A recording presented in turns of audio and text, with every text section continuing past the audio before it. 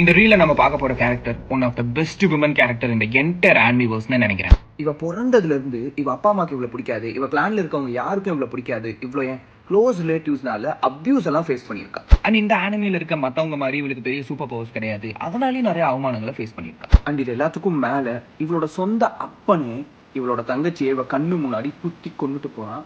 And இவளையும் சாகடிக்க try பண்றேன்.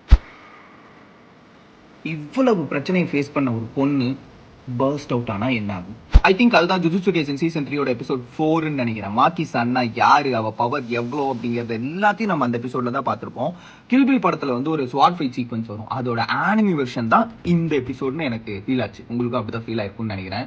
அதுலயும் எனக்கு அந்த எபிசோட்ல அவங்க அப்பாவையும் அம்மாவையும் அவ கசினையும் கொல்லுவா பாருங்க, அவ்வளோ சாட்டிஸ்ஃபைங்கா இருந்தது. கண்டிப்பா உங்களுக்கும் பயங்கர சாட்டிஸ்ஃபைங்கா இந்த எபிசோட் இருந்திருக்கும்னு நினைக்கிறேன். இதே மாதிரி வேற எந்த ஆனிமில வர எந்த விமன் கேரக்டர் வந்து உங்களுக்கு ரொம்ப பவர்ஃபுல்லா இருந்தது அப்படிங்கறத கமெண்ட் பண்ணுங்க. ஏன் அப்படிங்கறதையும் கமெண்ட் பண்ணுங்க. அடுத்த வீடியோல பார்ப்போம். மாக்கி-சான் வாழ்க.